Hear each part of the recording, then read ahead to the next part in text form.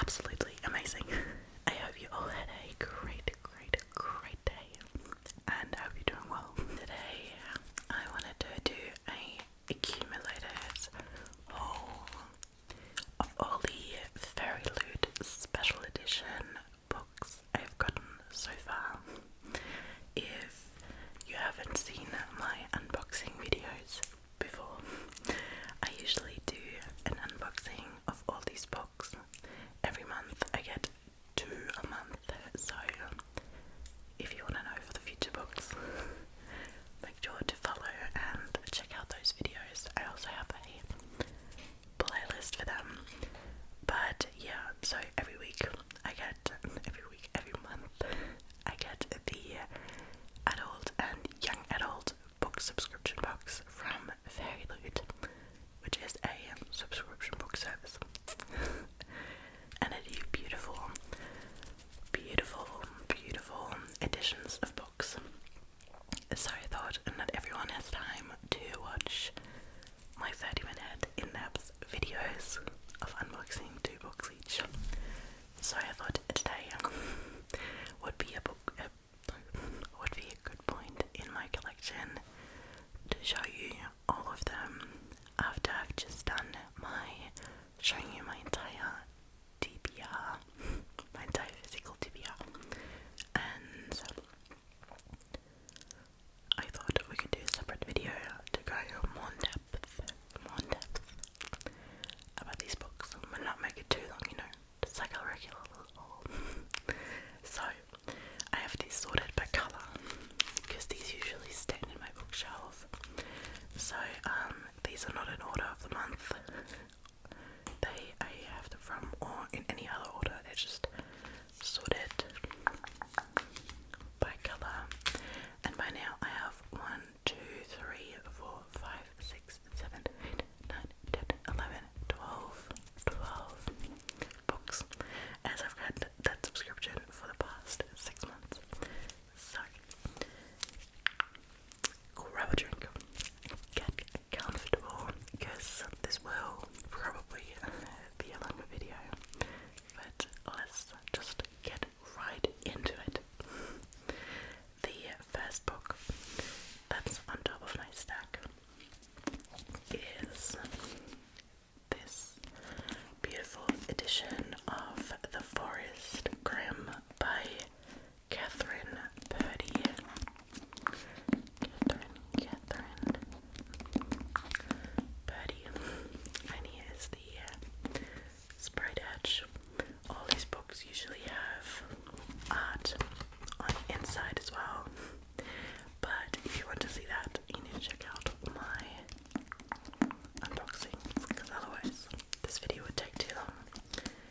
But yeah, here is this book, and I'll read you the blurb, of course. Once upon a time, villagers would whisper their desires to the Book of Fortunes, and its pages would reveal how to obtain them. All was well, until someone used the book for evil. Afterward, the branches of the Forest Grimm snatched the book away, and the village with it. The villagers tried to make amends with the forest, but every time someone crossed its borders, they never returned.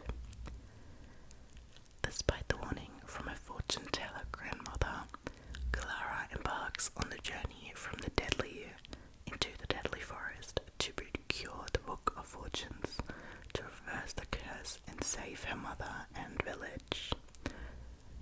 Clara's friend Alex puts aside his longing for her to join the journey. The young travellers had set their mind to defy fate and daring to accomplish what no one else has been able to before. Alas, the forest, alive with dark, deadly twists on some of our most well-known fairy tales, has a mind of its own. But yeah, that's it. I haven't read this yet. I haven't read basically all of these books, which is a red flag of mine, but I really been meaning to. But they're all my TBR, okay, all except one. That's the one I read. But the next one, and this is one I was really excited for, is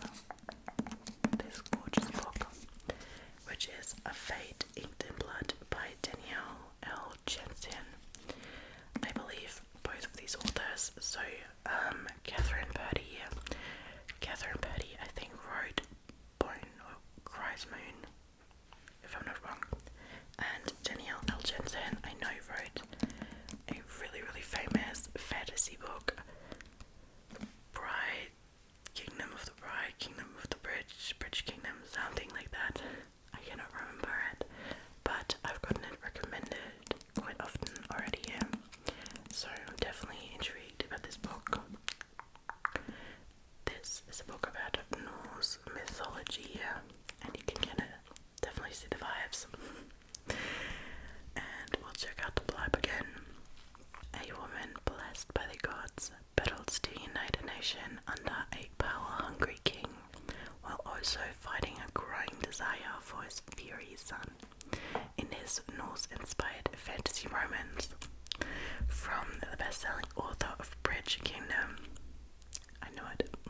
I said it. I definitely did. Bound in an unwanted marriage, Freya spends her days gutting fish, but dreams of becoming a warrior and of putting an axe in her boorish husband's back. Freya's dreams abruptly become reality when her husband betrays her to the region's Jarl, landing her in a fight to the death against his son. To survive, Freya is forced to reveal her deepest secret. She possesses a drop of goddess blood, which gives her magic capable of repelling any attack, a magic that was foretold would unite the fractured nation of Scarlet beneath a king, the one who controls the shield maiden's fate. Believing he is destined to rule Scarlet, the fanatic Jarl binds Freya with a blood oath and orders his son Björn to protect her from their enemies. Desperate to prove her strength, Freya must train to fight and learn to control her magic, all while facing perilous tests set by the gods. Except the greatest test of all may be resisting her forbidden attraction to Björn. If Freya succumbs to her lust for the charming and fierce warrior, she risks not only her own destiny, but the fate of all people she swore to protect. So yeah, sounds really good. The next book is actually the newest book I have from Mum, and it is A Feather So Black by Lyra Celine. Gorgeous, gorgeous cover, and this is, I think this was a Swansea. This was a Swansea theme, so this is kind of the vibe of the book, I think. Okay, in a kingdom where magic has been lost, Fia is a rare changeling. She was left behind by the wicked fair folk when they stole the High Queen's daughter, Iala. When a hidden gate to the world of the fair folk is discovered, Fia is tasked by the High Queen to retrieve Iala and break her curse. But she doesn't go alone. With her is Prince Rogan, Iala's betrothed and Fia's childhood best friend, as the two journey into a world where magic winds through the roots of the trees, and beauty can be a deadly illusion. Fia's mission is complicated by her feelings for the prince, and her unexpected attraction to the dark-haired, dark-hearted Fae Lord holding Iala captive. Irian might be more monster than man, but he seems to understand Fia in a way no one else has. I am quite excited to read this book, not gonna lie. It's very high on my TBR currently,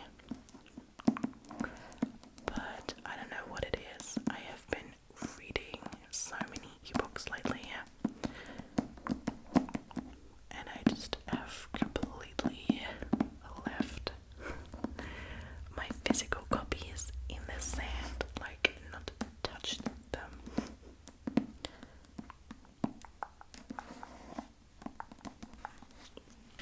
Okay, the next book was really hyped, and it is Fae Bound by Scarlet Alchemist.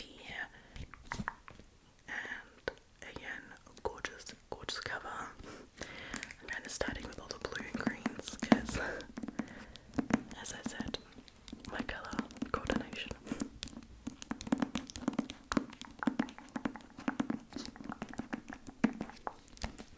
Gorgeous. This was a really hyped release for 2024, but I've not gotten around reading it. So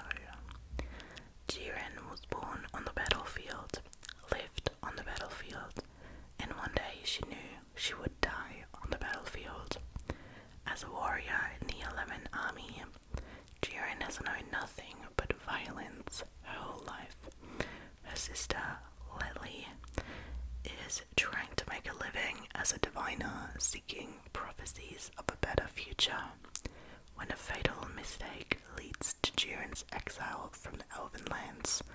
Both sisters are forced into the terrifying wilderness beyond their borders. There they encounter the impossible, the Fae court. The Fae haven't been seen for millennium, but now Jiren and Ledley are thrust into their seductive world, torn between loyalty to each other, to Elven homeland, and their hearts. Very exciting. This is a trilogy. I think a lot of these books are the first books in a series which I almost find annoying, because it means that I will have the first one as this beautiful cover, and then the next ones are gonna be ugly. Or not ugly, but just in normal paperbacks, because I usually like to read paperbacks over hardcovers. But I do agree that hardcovers and the sprayed edges is just, even though, to be fair, in Germany, on German books, there's a huge influx right now on sprayed edges. Everything is sprayed edges, like every single book. For example, Ellie Hazelwood's Checkmate in Germany has a sprayed edge. Like, they all have sprayed edges, and they've started to do sprayed edges on hardcovers, on paperbacks. So I'm wondering if the English books are going to start doing that soon as well, because in Germany I feel like you can't publish a book nowadays without it having a sprayed edge. So I don't know. The next one is The City of Stardust by Georgia Summers. Looks like that. These books just are. Okay. There's a cost to survival. Violet Everly. It is just a matter of fine-tuning the price. For centuries, Everlys have seen their brightest and best disappear, taken as punishment for a crime no one remembers, for a purpose no one understands. Their tormentor is a woman named Penelope, who never ages, never grows sick, and never forgives a debt. 10 years ago, Violet Everly's mother left to break the curse and never returned. Now Violet must find her mother, or she will be taken in her place. Her hunt leads her into a seductive magical underworld of power-hungry scholars, fickle gods and monsters bent on revenge, and into the path of Penelope's quiet assistant Alexander, who she knows cannot be trusted, and yet to whom she finds herself undeniably drawn. Tied to a very literal deadline, Violet will travel to the edges of the world to find her mother and the key to the City of Stardust, where the Everly story began. Yep, never heard of this book, never heard of this author, but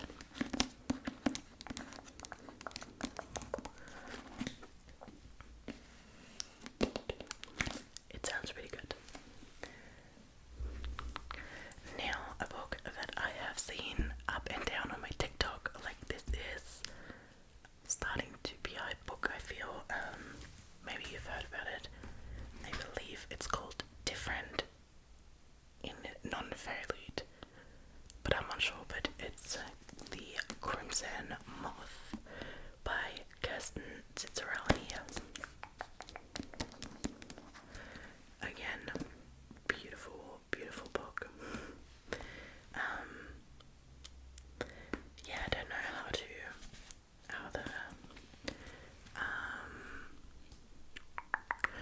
I don't know how the other book's called, or, like, you know, because I believe the book itself is not called Crimson Moth. It's just that the big book is called, like, the series is called Crimson Moth. So I think they just put that on the cover, but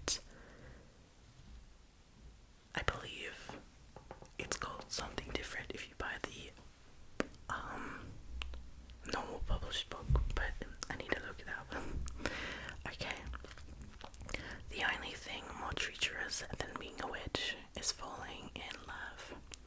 On the night Rune's life changed forever, blood ran in the streets. Now the aftermath of a devastating revolution, witches have been diminished, from powerful rulers to outcasts, ruthlessly hunted due to their waning magic. And Rune must hide what she is. Spending her days pretending to be nothing more than a vapid young socialite, Rune spends her night as the Crimson Moth, a witch vigilante who rescues her kind from being purged. When a rescue goes wrong, Rune decides to throw the witch hunters off her scent by courting the handsome Gideon Sharp. Except Gideon is a notorious and unforgiving witch hunter loyal to the revolution, and falling for him would be deadly. So yeah, I think this is a very intense enemies to lovers, and I have heard good things about this on TikTok, so I just really need to read them. I think it's been a bit since I filmed my entire TBR, but I think my consensus was that I really need to read all these books I own, and I really do. I really do. But next on this stack is The Hurricane War by Thea Guanzon. And again, these books, they're just so stunning. Like, they're beautifully made usually. There's some covers I like a little less than others, but this is like one of my favorites. It's also one of the books that sounded best, but just such a thick and heavy and huge book that I just have not started it because it's almost 500 pages and I just don't have time for that sometimes. Alrighty, but the blur, my ladies. Taliesin was left on the steps of a Sardovian orphanage as a baby. All she has ever known is the Hurricane Wars, as her people fight for freedom from the tyranny of the Night Emperor Gaheris. But are they truly her people? Taliesin dreams of one day finding where she comes from, her family, and the source of the magic that flows through her veins like sunshine. Alaric of the House Osinust, master of the Shadow-Forged Legion and Gaheris' only son and heir, has been honed into a weapon by his father. Tasked with obliterating the neighbouring Sardovian Alfold, Alaric focuses on only one goal: extinguish all threats to the Night Empire with his armies and his storm ships and his shadow magic. That is, until he sees Taliesin burning brightly on the battlefield with the same light magic that slew his grandfather, turned his father into a monster, and ignited the decade-long Hurricane Wars. He tries and fails to kill her, something about her making him pause, allowing his now greatest enemy to slip through his finger.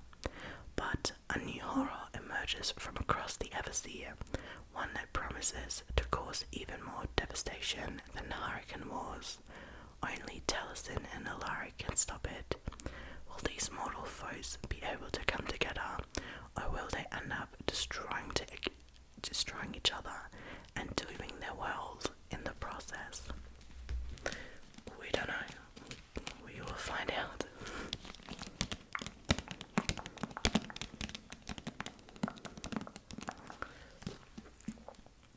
Okay, then next up we have the first red book, which is The Scarlet Alchemist by Kaylee Lee Baker.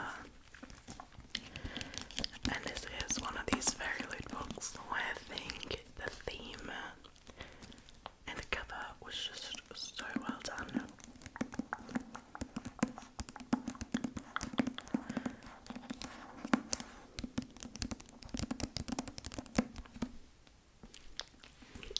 Love this cover.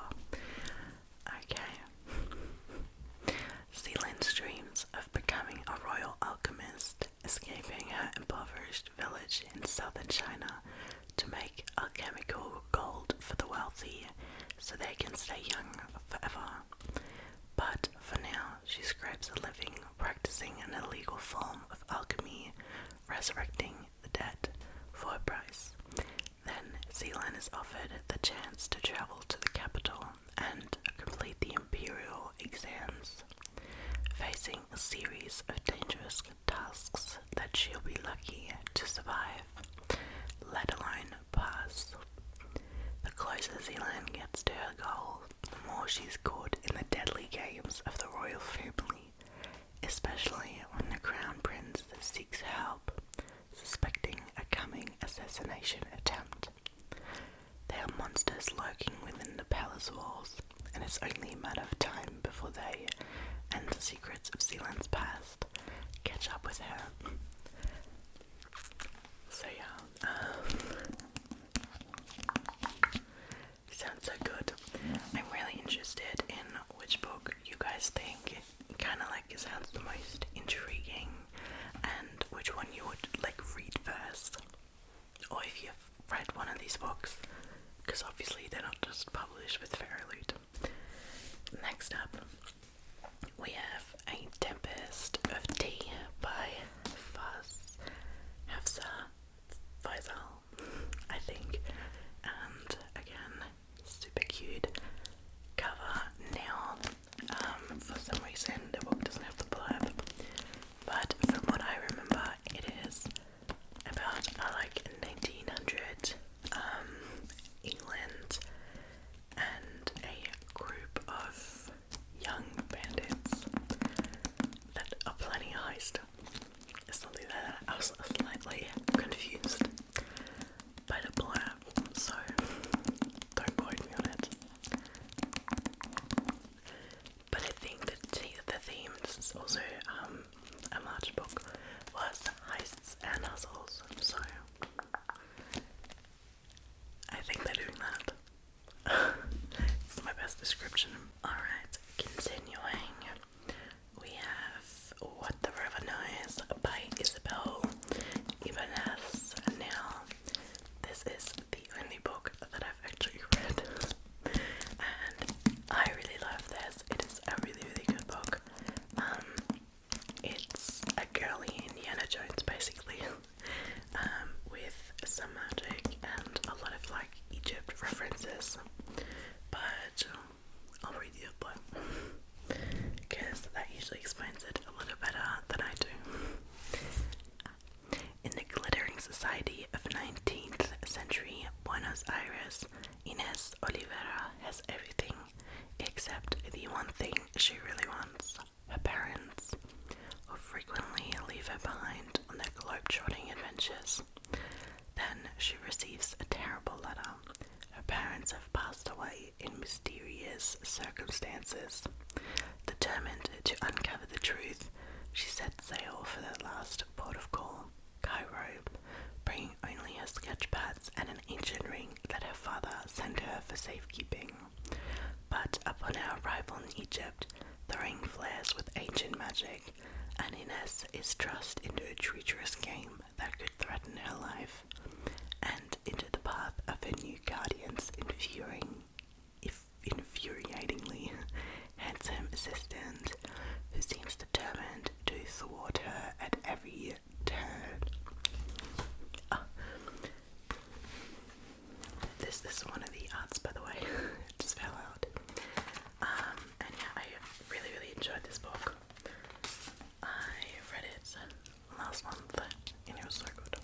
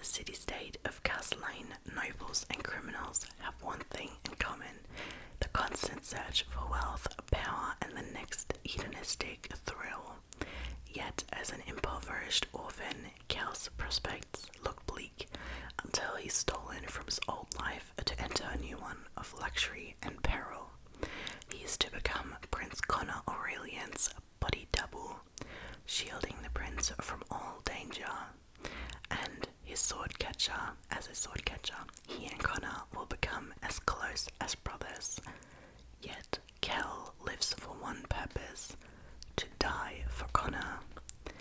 Lancaster is an Ashkari physician, part of a community ostracized for its rare magical abilities. But after a failed assassination attempt brings her and Kel together, they are drawn into the web of the mysterious Ragpicker King, ruler of Castle Lane's criminal underworld. He offers each of them what they want most, but as Lynn and Kel sink deeper into his world, they uncover an extraordinary conspiracy. As long-kept secrets unravel, they must ask themselves, can forbidden love bring down a kingdom?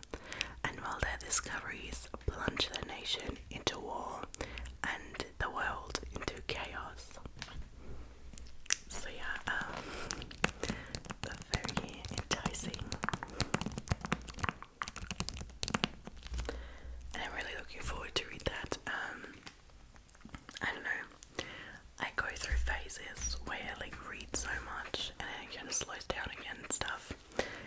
And the warmer it gets usually, the less I read. I really tend to read most in winter, and I tend to read more fantasy in winter as well, so not really work in my favour. But we're down to the last one of my Fairyloot books, which is a Fragile Enchantment by Alison Suft, and this is one of my favourite covers. However, I started this book and so far it is not my favourite book.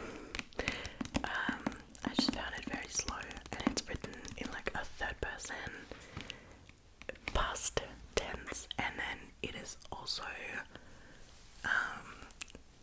like set in the past, and the people talk really weirdly, and because English is my first language, I sometimes struggle a lot with, comprehending that as fast as I usually would. But in glittery Averland, nobles attend candlelit balls while unrest brews among the working class. Renowned dressmaker Neve is tasked with designing the prince's wardrobe for a royal wedding, but the magic in her blood that lets her stitch emotions and memories into fabric is the same magic that will eventually kill her. Cursed and alone, Neve finds herself drawn to the prickly, cold prince, and an unlikely friendship begins to blossom into something more. That is until an anonymous gossip column is released, exposing the chemistry and threatening scandal. As tensions rise within the royal courts and a protest rages outside its walls, Neve must decide what cost she's willing to pay for future and a love she never thought possible. So yeah.